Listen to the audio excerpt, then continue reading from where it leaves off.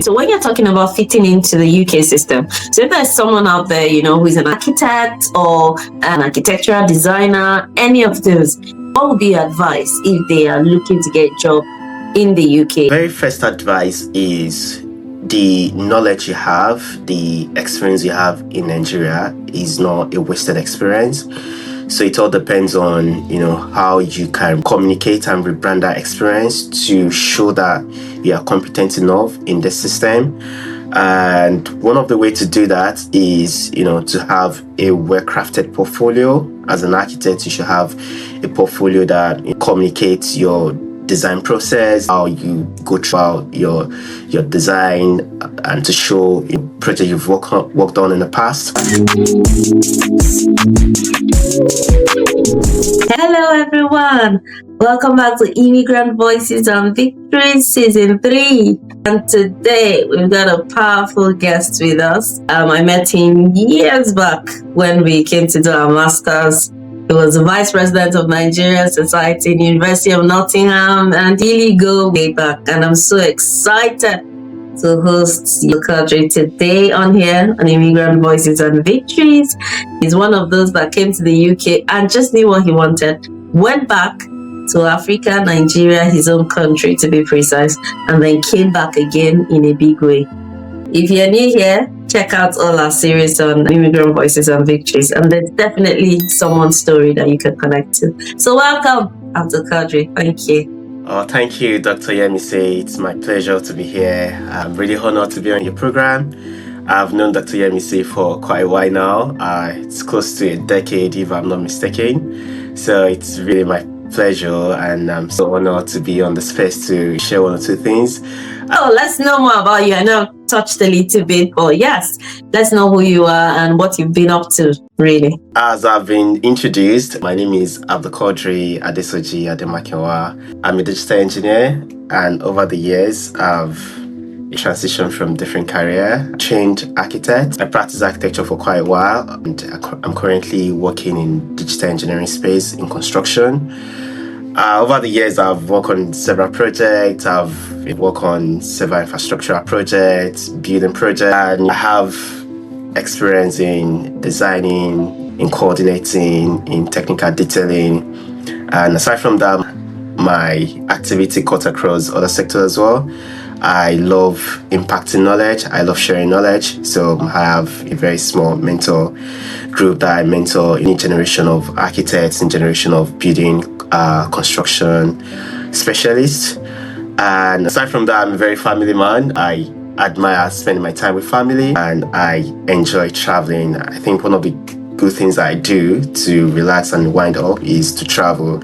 I love adventure, road travel, going to new places, taking photographs, keeping memories. So that's the summary about Abdul Kadri. Wow, awesome. So what inspired you to come to the UK the first time you did, to study MSc in architecture? Absolutely. Coming to the UK, it has been my plan ever since I started architecture. I went to Ladoke Akitola University of Technology, Ogbomoso. I studied architecture there. And during my undergraduate, I always have a long-term goal. So it has been my goal to advance my knowledge in architecture and to study overseas. And one of my primary country to study was England, so I have it in my plan to study in England. So after my completion of my bachelor's, I ensured that I finished with a very good grade. I was the best graduating student in my department and as well as the faculty. I planned for excellence, but I wasn't aiming to be the best graduating student, and I was really happy that I finished greatly.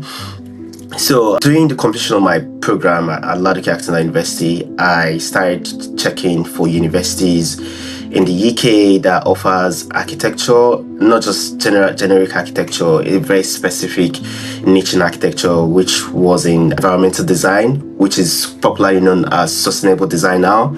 I got a list of universities. Then one of the things that I do is whenever I have a lot of options, I narrow down my criteria. So one of the criteria that I put there was to search for the best architecture school to find the rating of the architecture school in the UK. I found about 10 architecture schools. Then I limited it to the very 5 best architecture school in the UK, and the University of Nottingham was one of the top architecture school in the UK. Then I checked for scholarship opportunity, and University of Nottingham met my criteria of offering scholarship for developing countries, which Nigeria is part of the developing country. Then I put my application forward, and that was how I got the scholarship to study at the University of Nottingham. So it was a dream come true for me, because it has been something that I've planned for over the years while I study during my undergraduate. So that was how I got to the University of Nottingham. I got the 50% scholarship, which was really, really massive then. I mean, like then when pounds to naira was about 250, and then tuition fee was really, really expensive, and to really get that money then, it was, it's a lot of money. So offering 50% was a very game changer for me, because the other plan that I had was, I discussed with my parents retired civil servants, so there's no way they're gonna fund my master's degree. So they had the plan to sell one of their landed property, and which I personally didn't want them to sell, but they were like, oh, they can go anything for me. So when I got the 50% scholarship, it was really, really a game changer, and in terms of finances and financial burden on them. So that was how I came to the UK to study masters in architecture environmental design at the University of Nottingham. If we go back memory lane, what were those challenges that you faced when you came to the UK back then? I face a lot of challenges. One thing about me is challenges, makes us different. I think one of the very good thing about me is adaptability. I adapt to new environment, new challenges, and I see every challenge as an opportunity. So one of the challenges that I faced was I did not know anyone in the UK. As a matter of fact, it was my first time of traveling out of the country by myself. I mean, out of the country in general. And for me, I'm the last child of my family. As the last child, I've never gone away so far from my parents. And I remember I wanted to study architecture. I wanted to go as far as Ahmadu Bello University Zaria, but my parents said, no, you're not going that far. You have to be very close to us.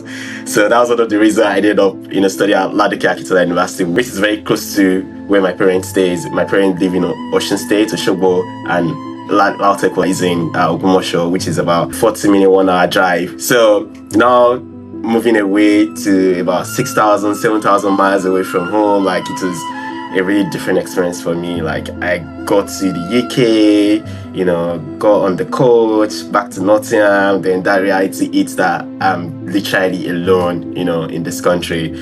So it was one big challenge for me to quickly adapt to new environment, new weather, new educational structure, because the mode of teaching in the UK is quite different from Nigeria. So everything was happening at the same time, new environment, study, being away from home. So it was really, really challenging, but within 2-3 weeks, I quickly adapted. And that's one great thing about me. I adapt to new environment, new challenges very, very, very, very fast.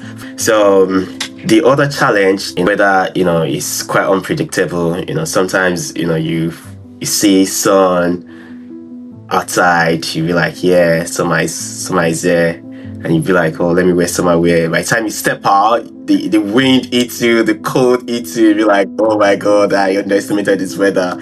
So the weather was also a big challenge. And the other one was, balancing education with work. Like I told you, I got 50% scholarship, and the remaining fee needed to be sorted out. And I have support from home. My parents are very, very supportive.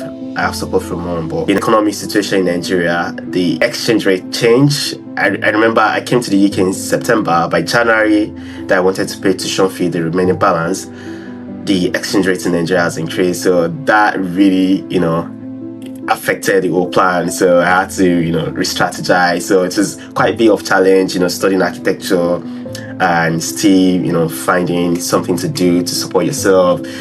But all thanks to God. I mean, it's when I look back to and see and imagine everything I've went through and how it is today, I always give glory to God. So like it was a very, very challenging day because architecture, I attend lecture as early as 8 a.m. and finish lecture at 6 p.m. Then you have to think about, doing one or two jobs, to sustain yourself. And you have coursework that you need to submit. You have, a lot of dissertation, a lot of, written assignment. So like balancing everything together was quite challenging. And I had high expectation for myself. Like I'm not just coming to study to just pass through university. I need to be proud of myself, finish with a good grade, not just study alone, do other impactful activity in the university. That was one of the reasons why I joined Nigerian society, because it's not just about going to school, going to uni. You need to give back to the people. And I was just so happy that I was able to join Nigerian society. Within the capacity, I was able to help a lot of Nigerians coming to the university to settle down. Few things that I did not have when I came to the UK. Settling, balancing, finding houses, I was able to be of support to other international students coming from Nigeria. Anyway, kudos to you. You still finished well, at the University of Nottingham, and it was great. So after all of this, you packed your bag and went back to Nigeria. Tell us why. Okay, people always ask me that question, like, oh, you came to study in 2015, why did you return back to Nigeria? I'm not disappointed in my decision. As a matter of fact, it works in my favor. We know the immigration system as far back as 2015, as an international student. You come here, then after you finish your program, you return back to your own country. That was exactly the case. And for me, I wasn't disappointed in myself because I did not come to the UK to remain in the UK. I came with the purpose of advancing my knowledge, my skills, and my exposure to the world of architecture, and in particular sustainable architectural design. So after my master's, I had the opportunity to work as a sustainability consultant with Public Health England. It was a very, very limited opportunity that most international students will have during that period to work in a very corporate world and to be a consultant on a real life project. So I worked there, and a part of me was like, okay, what next? Because I didn't come to the UK just to remain in the UK, I came to acquire the knowledge, get the experience, exposure, and I was so glad I got all the things I listed. So, and a part of me was like, okay, if stay in the UK, it's not possible. I'm not running away from Nigeria. Like, I'm more than happy to return back to Nigeria to give back, and from the wealth of knowledge I've acquired from the University of Nottingham, which, as a matter of fact, University of Nottingham have the leading experts in sustainable architecture and sustainable design. I was so optimistic about returning back to Nigeria and leverage my experience, leverage the skills that I've acquired back to my country. So comes January 2017, December 2016, I purchased my return ticket. I told some of my friends, like, oh, I'm returning back to Nigeria. And they were like, oh, they wish me well in Nigeria. Like, hopefully some other day I can return back to the UK, catch up again. I was so optimistic. I was like, yeah, I'm going back. As a matter of fact, I invited guys to Nigeria to come and experience Nigeria. So returning back to Nigeria in 2017, was challenging. Being in the UK for 2 years, being in a very system that works, and returning back to Nigeria, everything becomes blurry, but I'm really optimistic. So initially things become blurry, like, okay, where do I start from? Then I had to re-strategize again, put some applications out, target some selected companies that I feel my skills, my experience might be of use, and I can use that to impact the built environment in Nigeria. So I started working as an architectural designer, and I became a senior architectural designer, where I use my skills, where I use my influence in the field of architecture and sustainable design to impact the built environment in Nigeria. So that's the story behind studying in the UK and returning back to Nigeria. So how did your experience in Nigeria prepare you for the next chapter? Because you came back to the UK and you're not in the UK. So yeah, that's a very good question. I work as an architectural designer, where I led a multi-million-dollar project as one of the lead designer on the project. I I manage the project from the conception stage to the completion stage, and that project is usually do not come. Usually, like you as someone that just finished masters or returning back to Nigeria, like it's a very limited opportunity then. So, but I was so happy that I was involved in that project, and that project was really massive, and that really impacted my knowledge as well in a very practical way, and also it impacted me in seeing the opportunities ahead. So that really gave me my very first professional experience after masters. I had experience before masters, but post-master experience is usually different from pre-master experience because of things that is required of you, and because of my involvement in the project as the lead, I'm head to a very much higher expectation, which I gladly met. So returning back to the UK, I feel like the knowledge I've had, the experience, the expertise I have, I need to put it into much more usage, and that was what prompted my returning back to the UK. And I've given enough to. I'm not giving enough to Nigeria, but I understand that my impact in Nigeria has get to a particular level that I needed extra international exposure. Perhaps really in the nearest future I can return back to Nigeria and fully settle back in Nigeria. So after 4 years of living in Nigeria, I returned back to the UK, and I joined an architectural practice in London as an architectural assistant, where I also involved in a very, very bigger project. Like the one that I did in Nigeria was big, but to return to the UK, I was involved in another massive project, which also helped me, and I use a lot of transferable skills that I have from Nigeria, being the lead on the project, and coming back to the UK, working on that massive project.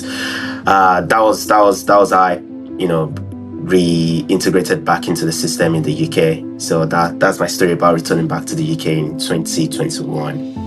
Wow, awesome. So returning back to the UK, how did you find applying for jobs from Nigeria, attending interviews? What was the process like for you? I did not apply from Nigeria. I got the job when I got to the UK because I applied for the job in the UK. I did not hold skill work visa. I was on another visa then. I was on a dependent visa because my partner advanced our knowledge in the UK then. So I returned back to the UK on a dependent visa. Then when I got to the UK, I applied for the job and I got the job. I mean, like it's not immediately, but it was within 2 months of my returning back to the UK, because I did a lot of interviews, a lot of application, which is normal. Like the more application you send out, there are chances of being shortlisted for one. So when I did that interview, the company was convinced about my skills, about my previous experience in Nigeria, because the client I work for in Nigeria has international presence. So I was able to relate everything, and the system in Nigeria, which is quite similar to the one we use in the UK, because we use British standard in Nigeria, and British standard originated from the UK. So my involvement as a lead designer on that project, I was able to sell myself and rebrand myself to fit in the UK system.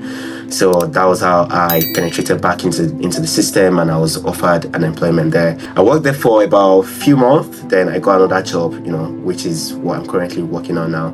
Yeah. Wow, that's great. So when you're talking about fitting into the UK system, so if there's someone out there, who is an architect or an architectural designer, any of those, what would be your advice if they are looking to get a job in the UK? Are there qualifications they need to have? Are there certifications they need to have to help them navigate getting a job in the UK? My very first advice is the knowledge you have, the experience you have in Nigeria is not a wasted experience. So it all depends on, how you can communicate and rebrand that experience to show that you are competent enough in the system. And one of the ways to do that is, to have a well-crafted portfolio. As an architect, you should have a portfolio that, communicates your design process, that communicates, how you go through about your design and to show the project you've worked on in the past. And in terms of certification, I say there is no particular certification you need to do. All what you need is, having a very good portfolio and having a CV that properly communicates your experience.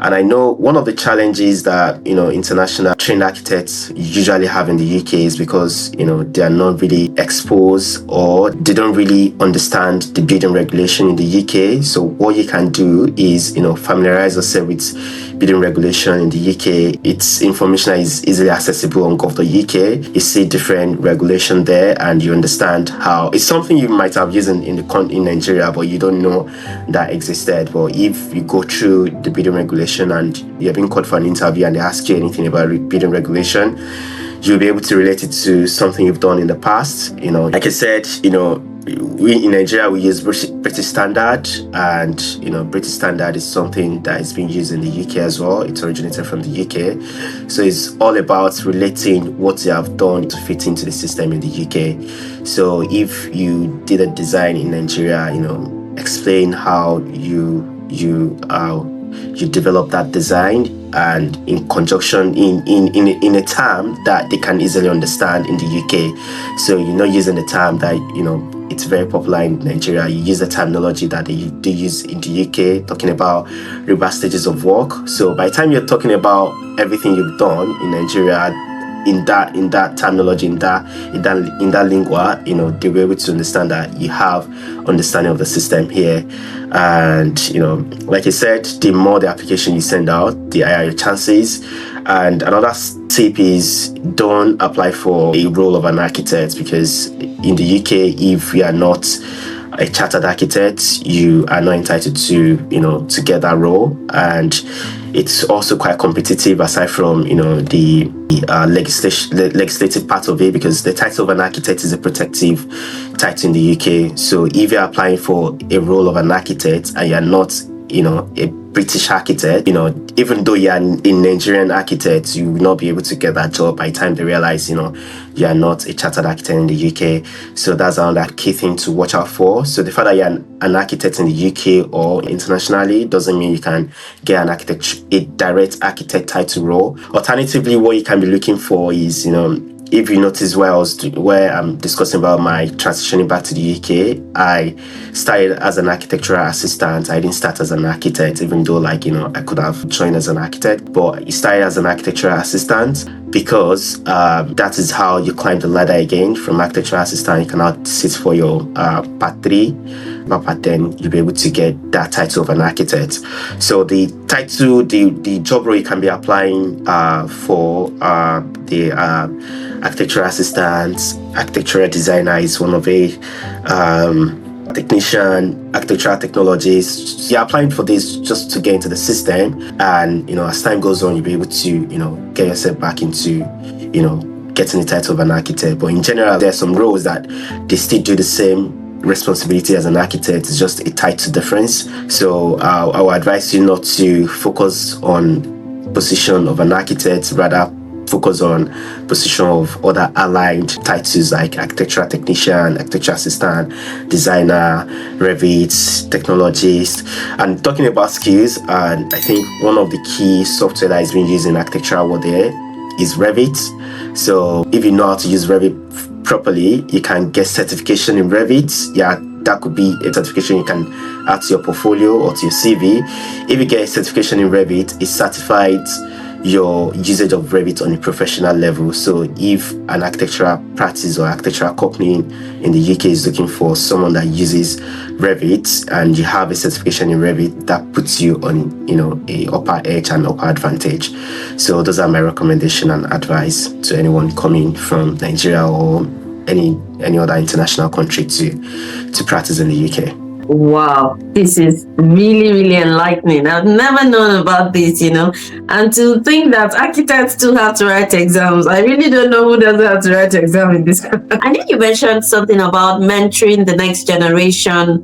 Do you want to talk a bit about that? Is this something that's accessible to everyone? It's still in pipeline. I think I want to make it a bigger thing, whereby people can, can apply online, then I'll be able to shortlist some people that I want to mentor. But I have few selected people that I give them hints on how to go about, getting a job, advancing your career and other things like that. But I think as time goes on, it's something that will be bigger, that I'll be able to invite so many people, not even me alone. I'll be invite some friends to also help out to mentor people to back to society, people in the UK, Nigeria, regardless of the location. Yeah. Wow, regardless of your location, regardless of your race, Abdul is building something, an architect that he is. The foundations have been laid already, starting with a few people, and this is going to kick off soon. Yeah. So make sure you go out there, go and follow Abdul and he's someone that is very open. I'm sure his DMs are always open on all social media platforms, and he's on LinkedIn as well. So you can connect with him. It doesn't matter whether you are, from Nigeria or not. Anyway, as long as you're a foreign national that need to transition to the UK, this is the man you need to be talking to. Wow, this is so awesome. So looking back, is there anything you wish you knew through your, transition into the UK, going back to Nigeria, coming back to the UK, is there anything you wish you would have done better? Or, is there anything you wish you knew that you think would have changed the course of your journey? I think my journey is unique, and I'm thankful for my journey. It's not a straight journey. I'm not there yet. There's a lot of ups and downs. So, but my general advice is, don't limit yourself to a particular industry. I'll say, like, in as much as you have the skills, you should expand, your area of interest. Currently, I'm not practicing architecture. I'm into digital engineering, and I got into digital engineering using my transferable skills. And some people might be like, "Oh, why are you not in architecture?" I think there's some level of similarities, and there's level of some advantage to being a digital engineer, because we're living in a digital world, and everything is being digitalized, and the processes in construction is receiving a massive digital transformation. So the earlier you get on board, the better it is. So my general advice is just to not limit yourself. If your skills is needed in another industry, don't look because you're an architect in Nigeria, you have to be architects anywhere. In as much as other interests that you have, it's aligned to your goal, pursue it.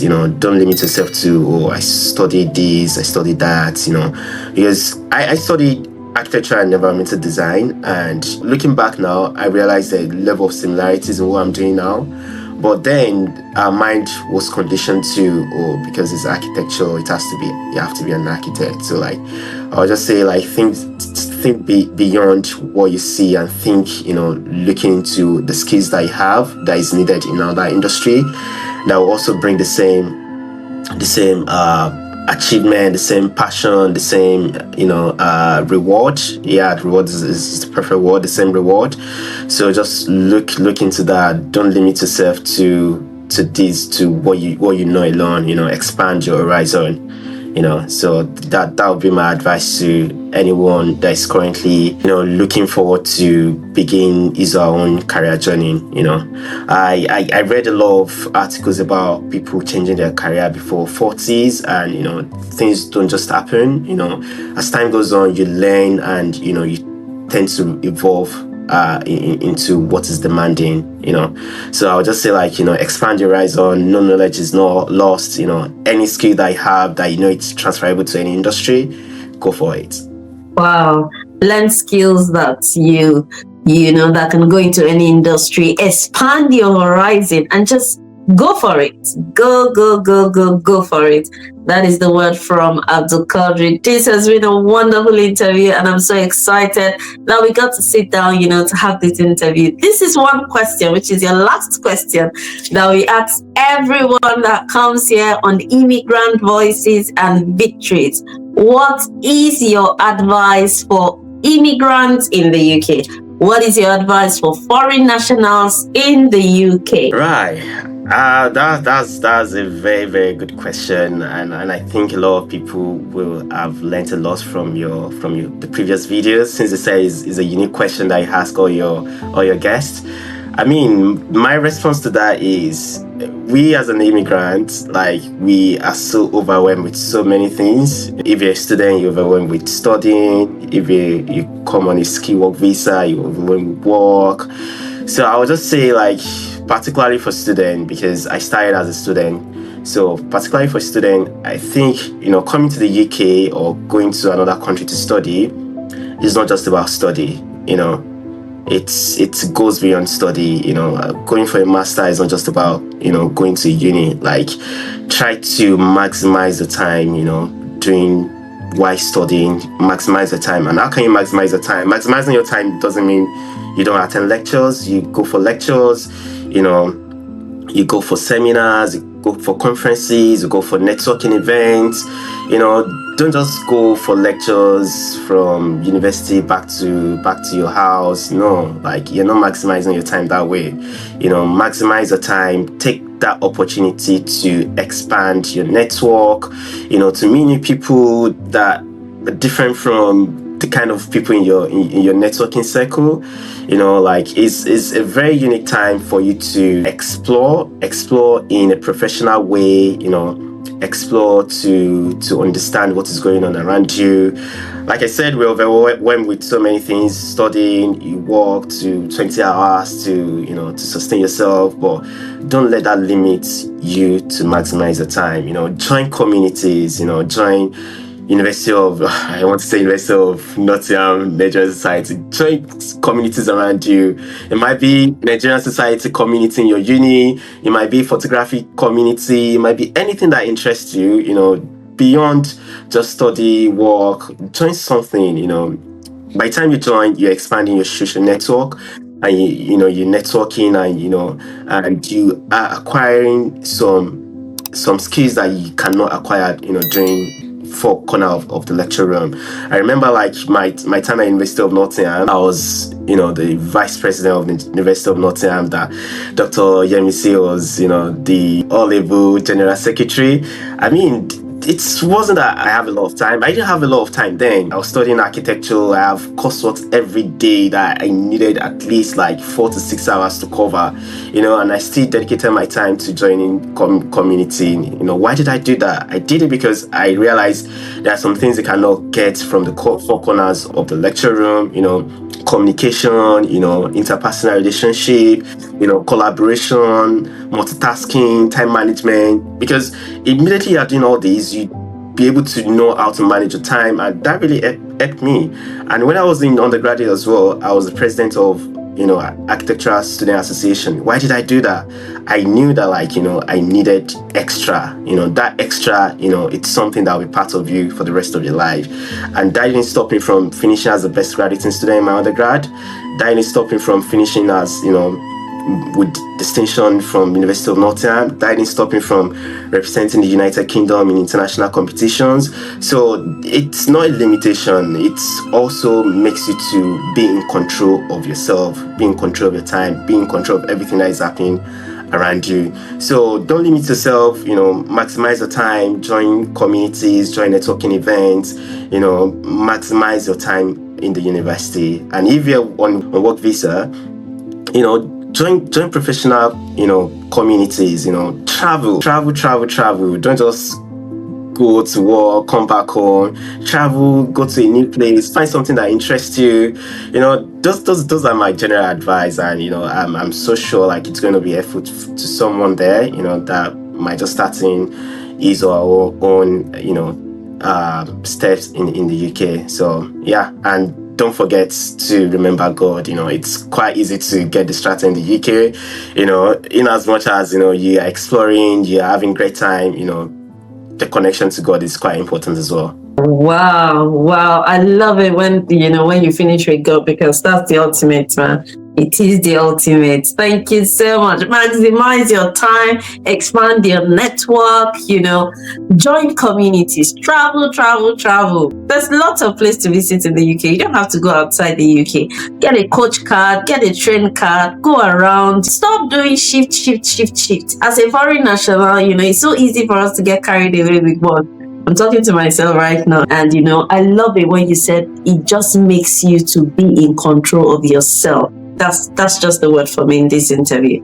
You are in control of yourself when you do everything you can do, including work, study, expanding your network, joining communities. It makes you to be in control of yourself. And I just love it. What a way to finish up this wonderful interview with Abdul. Thank you so much, sir. We've had a great time today on this episode of Immigrant Voices and Victories. Like I said, go check him out on LinkedIn, on Twitter, everywhere you can find Abdul. And I'm very sure there is so much in this interview already. Thank you so much, sir. Don't limit yourself. There's so much, so much nuggets in this interview. It's been a wonderful season 3 so far. And season 4, all the guests are warming up already. And, I can't wait to share your story. If you're out there and you want to share your story with us, please reach out. Our email will be in the description section. And if you're new here, come on, join our own little community on YouTube. Like this video, share this video with somebody out there to inspire them. And, subscribe to this channel if you haven't. And we'll see you in the next episode of Immigrant Voices and Victories. God bless you. Don't forget, stay in control of everything. Don't forget God and don't limit yourself. And like we always say on this channel, no limits. God bless you. Thank you. Bye.